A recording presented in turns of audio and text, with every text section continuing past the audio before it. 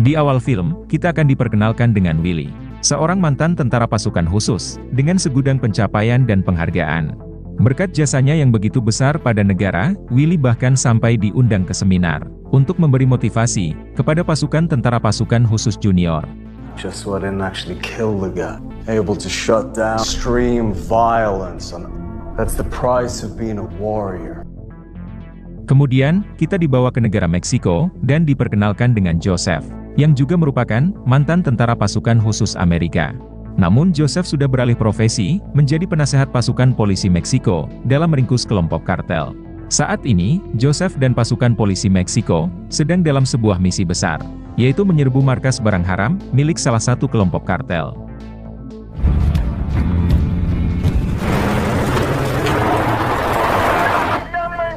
Setibanya di lokasi tujuan, pasukan polisi Meksiko langsung mengepung markas tersebut dan meminta kelompok kartel menyerahkan diri tanpa perlawanan demi menghindari pertumpahan darah.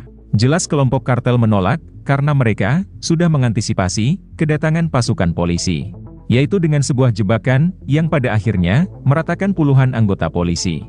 Alhasil, baku tembak sengit pun tak bisa dihindari lagi.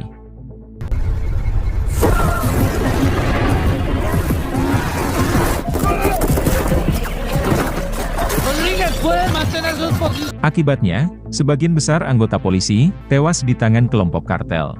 Tidak ada pilihan lain, Joseph langsung memakai opsi terakhir, yaitu dengan meledakkan markas tersebut dengan sebuah mesin gun level tinggi.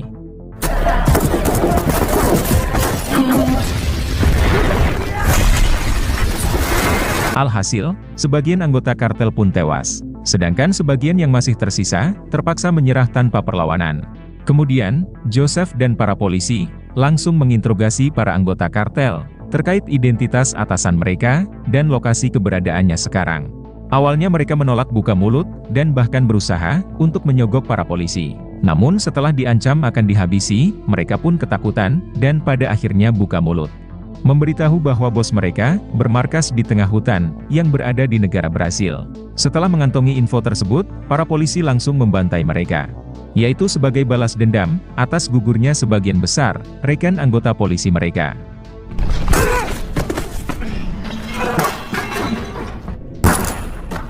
Kemudian, para warga lokal yang bekerja di markas produksi barang haram tersebut diamankan oleh pasukan polisi. Saat akan digiring ke kantor polisi, salah satu tahanan malah berusaha untuk kabur.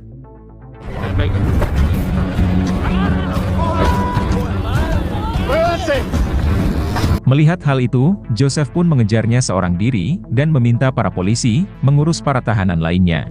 Namun mengejar tahanan wanita ini tidaklah semudah dugaan Joseph, karena dengan begitu lincahnya, wanita ini berusaha melarikan diri. Sehingga mau tidak mau, Joseph pun meminta bantuan polisi lain. Namun upaya mereka gagal, karena pada akhirnya, wanita ini berhasil menghilangkan jejak dari kejaran para polisi.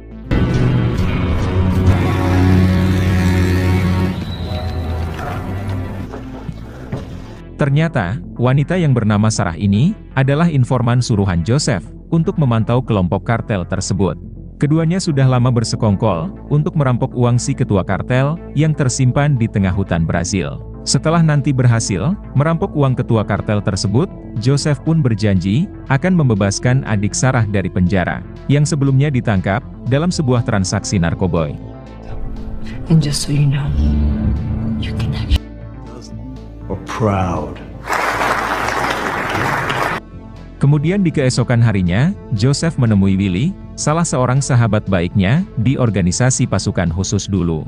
Tujuan Joseph menemui Willy, yaitu mengajaknya terbang ke Brasil dan menyusuri sebuah hutan di sana, yaitu memburu seorang ketua kartel dan merampok semua uangnya yang berjumlah ratusan juta dolar.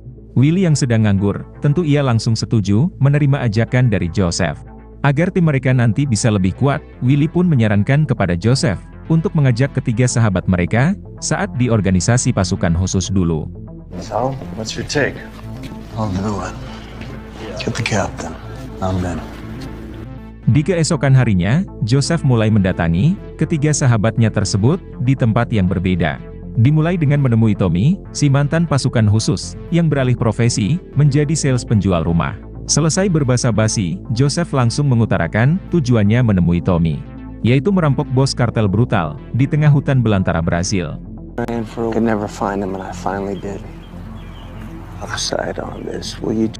Awalnya Tommy menolak, karena ia sudah memutuskan berhenti menggunakan senjata dan menghabisi orang. Namun setelah melihat tagihan hutangnya yang menumpuk, akhirnya Tommy berubah pikiran. Tommy mengatakan kepada Joseph, kalau ia membutuhkan sedikit waktu untuk menerima ajakannya. Tommy pun berjanji, akan membuat keputusan, setelah Joseph menemui kedua sahabat mereka, yang juga akan direkrut oleh Joseph. Over $75 million. Set up an offshore shell security operation is illegal. Setelah mengantar Joseph, Tommy pun pamit untuk menjemput anak dan istrinya. Pada akhirnya, Joseph bertemu lagi dengan kedua sahabatnya yang lain. Willy yang sudah lebih dulu sampai, ternyata sudah memberitahu kedua temannya tersebut terkait misi perampokan mereka. Teman Joseph yang sekarang menjadi petinju, yang diketahui bernama Miller, tanpa berpikir dua kali, langsung setuju untuk ikut terlibat. Sama seperti Tommy, sahabat mereka yang bernama Morales, juga masih sangat ragu, terlibat dalam perampokan tersebut. Terlebih lagi sekarang, Morales memiliki bayi, yang baru berusia 6 bulan. Namun tak membutuhkan waktu yang lama, Joseph dan juga Willy, berhasil meyakinkan Morales, ikut dalam misi perampokan tersebut. Focus guys, it's fight night.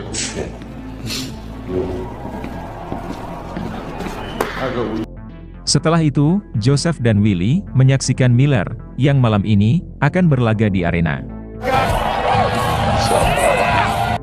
Tak lama berselang, Tommy pun datang, dan memberitahu Joseph, dirinya bersedia untuk ikut dalam misi perampokan nanti. Yang mana artinya, mereka semua sudah setuju, dan tinggal mengatur strategi saja, untuk memulai misi perampokan tersebut.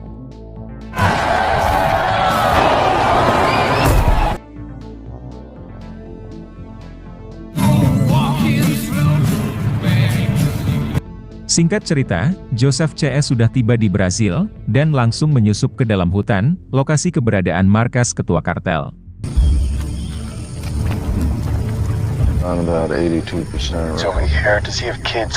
Mereka melakukan pengintaian, dengan begitu berhati-hati, karena markas ketua kartel tersebut, dijaga ratusan anggota, yang bersenjata lengkap.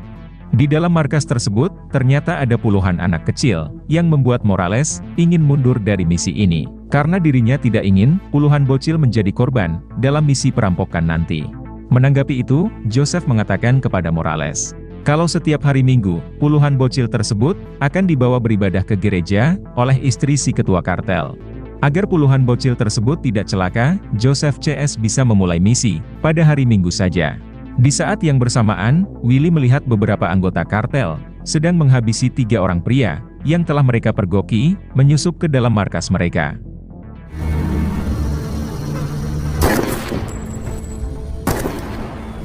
Membuat Joseph CS semakin, kalau kelompok kartel yang mereka hadapi, bukanlah kelompok kartel amatiran.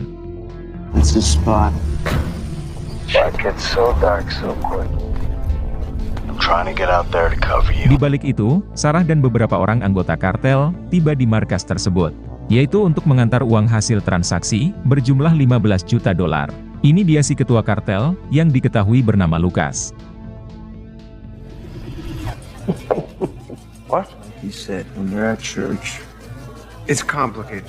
Great trip, boys. Sementara itu, Joseph CS sudah keluar dari hutan, dan sekarang, sudah berada di sebuah kafe. Di dalam pertemuan ini, Joseph CS mulai membahas strategi misi, yang akan mereka lancarkan, pada hari Minggu nanti. Take all the money. If we had accomplished half the things that we've... Seusai pertemuan itu, Joseph langsung menemui Sarah, yaitu untuk meminta bantuan, mencarikan sebuah mobil van, untuk mengangkut hasil uang rampokan mereka nanti, yang berjumlah ratusan juta dolar. Sarah yang tahu, kalau kelompok kartel Lucas, adalah kelompok kartel paling brutal, dirinya pun mulai ragu, kalau misi Joseph CS akan gagal. Namun Joseph berusaha meyakinkan Sarah, agar mau membantu mereka, demi membebaskan adik Sarah, dari penjara Meksiko. Bahkan Joseph juga berjanji akan memberi Sarah imbalan sebesar $3 juta apabila misi ini berhasil. Joseph juga berjanji akan membuatkan 2 keping paspor dengan identitas baru untuk Sarah dan adiknya. Sehingga dengan begitu, Sarah dan adiknya tersebut bisa pindah ke luar negeri dan memulai hidup yang baru. Mendengar hal itu, pada akhirnya, Sarah setuju membantu Joseph CS demi keberhasilan misi perampokan nanti. Okay. Thank you. In a local rival gang. And your money into. Di keesokan harinya, Joseph CS mulai menyiapkan perlengkapan senjata perang mereka dulu untuk digunakan dalam misi perampokan ini. Termasuk beberapa alat transformasi penting, mulai dari mobil hingga perahu. Mereka berlima sudah sepakat akan memulai misi pada hari Minggu. Pengintaian akan dilakukan pada jam 3 pagi. Dan baru akan mulai beraksi ketika sebagian orang di dalam markas pergi ke gereja untuk beribadah.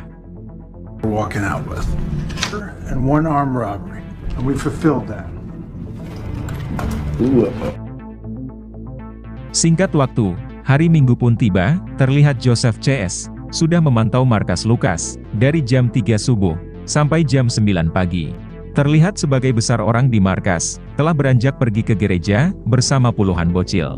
Tak lama kemudian, Sarah datang bersama van yang diminta oleh Joseph dan sebuah mobil untuk Sarah sendiri untuk menjemput adiknya. Alright, let's go. La camioneta ya después mi hermano me lleva a mi casa. She's in. She's in. Tak lama setelah Sarah pergi, Joseph CS mulai beraksi menyusup ke dalam markas secara mengendap. Alhasil, beberapa orang penjaga berhasil mereka ratakan satu persatu.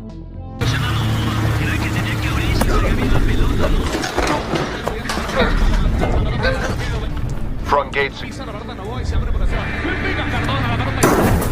Setelah menggeledah seisi rumah, mereka tak menemukan keberadaan Lukas berserta uang simpanannya. Sehingga membuat Joseph CS yakin kalau Sarah, yaitu mata-mata Joseph, telah mengkhianati mereka. Tentu Joseph CS sangat kecewa karena upaya keras mereka harus berakhir seperti ini, alias tak membuahkan hasil. Namun saat hendak beranjak pergi, perhatian Joseph tertuju pada sebuah dinding di kamar Lukas yang seperti baru saja diket. Joseph sangat yakin kalau Lukas si ketua mafia menyembunyikan semua uangnya di dalam tembok tersebut. Ternyata dugaan Joseph benar, uang yang mereka incar ada di dalam tembok tersebut. Lalu dengan bergegas, Joseph CS menjebol semua dinding dan menguras semua uang yang terkandung di dalamnya. Let's go. The money's still here. It means he's. Go. Careful. Help us. Come on. Joseph CS sangat senang karena upaya mereka sejauh ini ternyata tidak sia-sia. It's full, man. In the 10 years I've been working. God, finish him up. All the way up. Let's go. The money's still here. It means. Namun saat hendak pergi, Lukas pun muncul, dan dengan sigap, Joseph berhasil menembaknya hingga tewas. Namun sialnya, tembakan dari Joseph tersebut juga mengenai samping perut Willy. Saat tengah mengeluarkan peluru di perut Willy, sekelompok anak buah Lukas pun muncul. Sehingga dengan terpaksa, Joseph CS melakukan perlawanan agar bisa keluar hidup-hidup dari markas tersebut.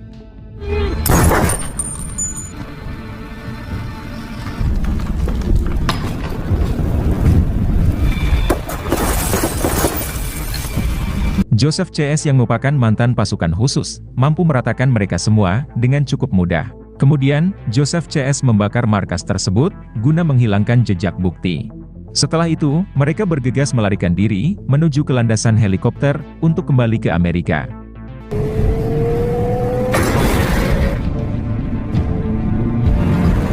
Sembari membawa uang hasil rampokan mereka, yang berjumlah ratusan juta dolar. Sementara itu, Sarah dan adiknya yang sudah bebas, tampak sedang menunggu kedatangan Joseph CS. Singkat cerita, Joseph CS tiba ke landasan helikopter tersebut. Di saat yang bersamaan, helikopter yang mereka sewa juga sudah sampai. Feels worse than it looks. Namun sialnya, helikopter yang mereka sewa tersebut tidak cukup untuk mengangkut semua uang hasil rampokan mereka. Karena uang yang mereka gondol berjumlah 2 kali lipat lebih banyak dari perkiraan awal mereka. Jadi tidak mungkin Joseph CS hanya mengangkut sebagiannya saja. Sampai pada akhirnya, mereka menemukan solusi, yaitu mengangkut uang tersebut secara bergantian menuju ke perbatasan negara Peru. Setibanya di perbatasan Peru, mereka akan menyewa pesawat yang ukurannya jauh lebih besar, agar bisa mengangkut semua uang hasil rampokan mereka.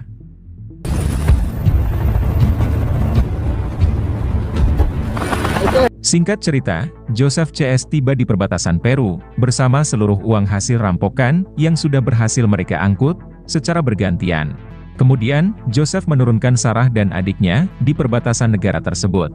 Sesuai kesepakatan, Joseph langsung memberikan Sarah 2 keping paspor identitas baru dan tiket pesawat ke Australia, termasuk uang $3 juta sebagai imbalan untuk jasa Sarah dalam membantu Joseph CS melancarkan misi perampokan ini. Dengan uang imbalan tersebut, Sarah dan juga adiknya bisa memulai hidup yang baru di negara kanguru tersebut.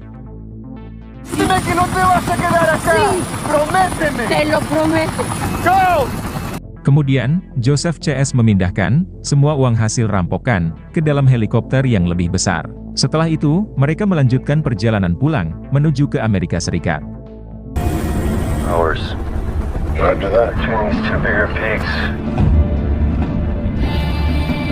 Namun saat akan melewati pegunungan Andes, pesawat yang mereka gunakan tidak bisa terbang lebih tinggi lagi, melewati perbukitan tersebut, karena memuat beban yang cukup berat. Sampai pada akhirnya, Joseph CS pun sepakat membuang sebagian uang, sekitar $50 juta.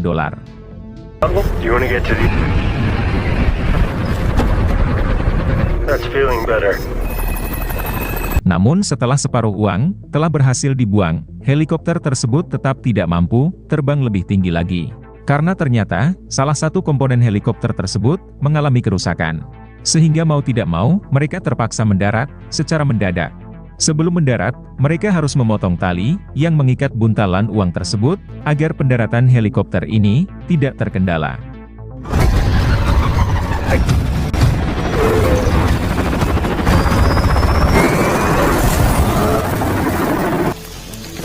Pada akhirnya, Joseph CS berhasil mendarat dengan selamat. Walaupun pesawat yang mereka tumpangi tidak bisa lagi berfungsi. Dan yang lebih sialnya lagi, uang yang mereka jatuhkan tadi malah dijarah oleh warga lokal yang menghuni kampung pegunungan Andes. Joseph CS berusaha bernegosiasi kepada warga lokal tersebut agar tidak menjarah uang mereka. Namun warga menolak dan menganggap uang tersebut sebagai uang ganti rugi atas kerusakan ladang mereka. Bahkan, sebagian warga tersebut berusaha ingin menghabisi Joseph CS. Sehingga mau tidak mau, inilah yang diperbuat oleh Tommy untuk membela diri mereka.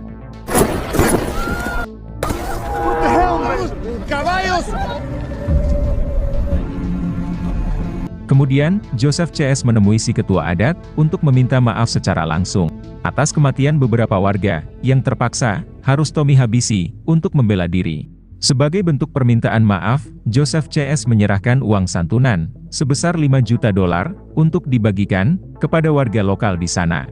Kemudian, Joseph CS membeli beberapa keledai untuk mengangkut semua uang mereka yang masih tersisa. Saat hendak beranjak pergi, Joseph CS sempat dicegat oleh seorang pemuda desa yang ayahnya telah Tommy habisi. Namun untungnya, ketua adat di desa tersebut berhasil menenangkan si pemuda dan membiarkan Joseph CS pergi.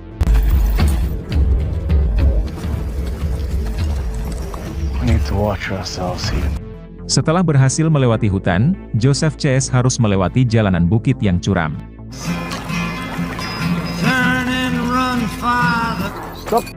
Sehingga membuat salah satu keledai jatuh, bersama sebagian uang yang dibawa.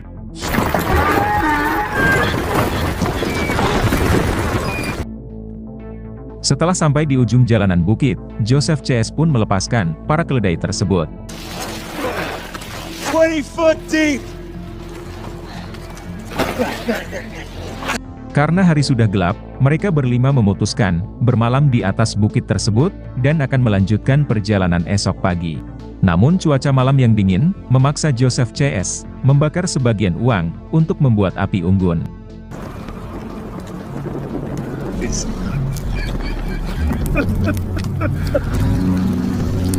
Saat pagi tiba, Joseph CS mulai melanjutkan perjalanan untuk turun ke bawah bukit. Namun di tengah perjalanan, mereka malah diserang oleh 2 orang pria bersenjata yang bersembunyi di balik perbukitan. sehingga memaksa Joseph CS berpencar untuk bisa meratakan mereka berdua. Here, hold this fire. You guys go around this. Sampai pada akhirnya, Tommy berhasil membantai salah seorang dari keduanya. Namun di saat yang sama, satu orang yang masih tersisa, berhasil menembak Tommy dari arah belakang.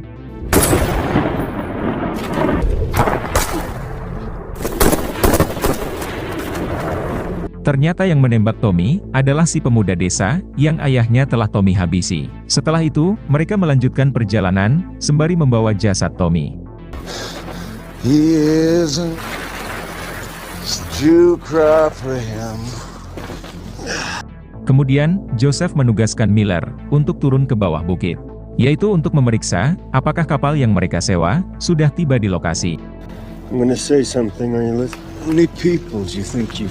Beberapa jam setelah itu, Miller kembali ke atas bukit, memberitahu kepada Joseph dan yang lainnya kalau kapal tersebut sudah tiba. Namun sialnya, si pengemudi kapal tersebut telah tewas dihabisi oleh sekelompok pria senjata, di mana kelompok bersenjata tersebut tengah menunggu Joseph CS untuk sampai ke tepi pantai, yaitu untuk merampok seluruh uang hasil rampokan Joseph CS. Akhirnya Joseph CS sepakat untuk membuang semua uang dan hanya menyisakan sedikit saja untuk diberikan kepada keluarga almarhum Tommy sebagai uang santunan. Hal ini mereka lakukan untuk mengurangi beban, agar memudahkan mereka menggotong jasad sahabat mereka yaitu Tommy turun dari bukit curam tersebut. Juga untuk menghindari agar mereka tidak dirampok oleh sekelompok pria bersenjata yang menunggu di tepi pantai.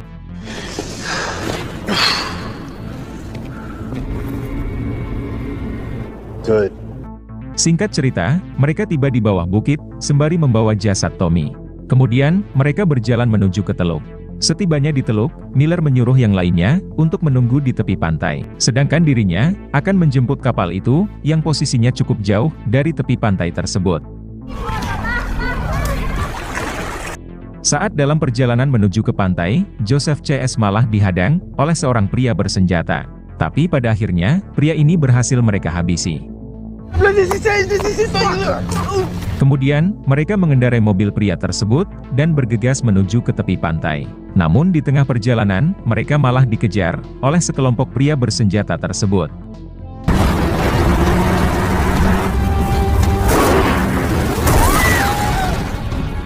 Sehingga terjadilah aksi kejar-kejaran yang diwarnai baku tembak. Namun pada akhirnya, mereka berhasil meratakan mereka semua, dan bergegas pergi, dengan menaiki kapal tersebut.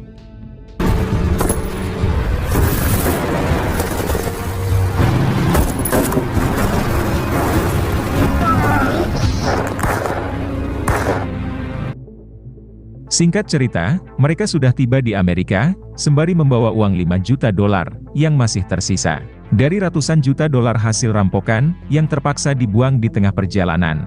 Joseph CS pun sepakat untuk memberikan $3 juta kepada keluarga almarhum sahabat mereka, yaitu Tommy, yang tewas di tengah perjalanan.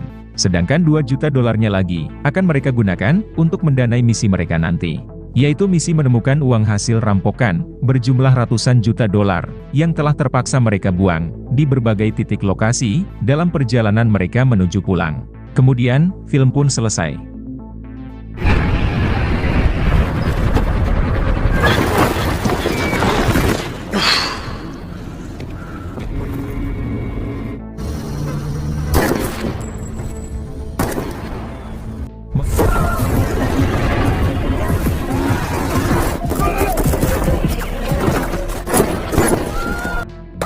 What the hell, man? Caballo!